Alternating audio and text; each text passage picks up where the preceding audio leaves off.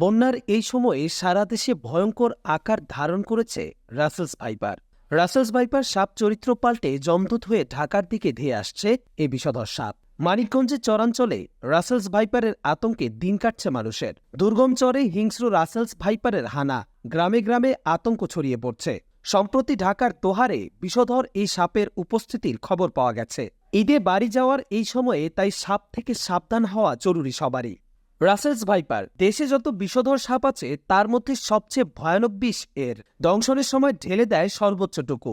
মূলত বরেন্দ্র অঞ্চলের সাপ বলে এর পরিচিতি থাকলেও এখন সারা দেশেই ছড়িয়ে পড়েছে সাপটির আতঙ্ক। জানা গেছে দেশে যে অ্যান্টিভেনম পাওয়া যায় তা শুধুমাত্র 4 ধরনের সাপের দংশনের পর ব্যবহার হয়। রাসেলস ভাইপারের দংশনে এটি তেমন কাজ করে না। রাসেলস ভাইপারের ভেনম তৈরিতে গবেষণা শুরু হলেও সফলতা আসেনি এখন পর্যন্ত।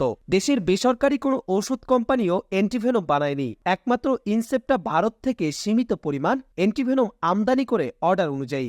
এ অবস্থায় রাসেলস ভাইপারের দংশনের শিকার হয়ে অনেকটা চিকিৎসার অভাবেই বরণ করে নিতে হচ্ছে মৃত্যু। কোনোভাবে বেঁচে গেলেও দীর্ঘমেয়াদী ক্ষতি হয়ে যাচ্ছে ফুসফুস ও কিডনির। বিশেষজ্ঞরা বলছেন এখন সাপের প্রজনন কাল চলছে, তাই দেখাও যাচ্ছে বেশি। রাসেলস ভাইপার আতঙ্কে ফসলের মাঠে কাজ করাই বন্ধ করে দিয়েছেন পাবনা, কুষ্টিয়া, নাটোর, নওগাঁ ও মেহেরপুরের অনেক কৃষক। চিকিৎসকদের বক্তব্য, সাপে কামড়ানোর 100 মিনিট অর্থাৎ 1 ঘন্টা 40 মিনিটের মধ্যেই নিতে হয় অ্যান্টিভেনম, না হলে হতে পারে মৃত্যু। বিষধর এই সাপটি হাফ সেকেন্ডের থেকেও কম সময়ে আক্রমণ করতে পারে।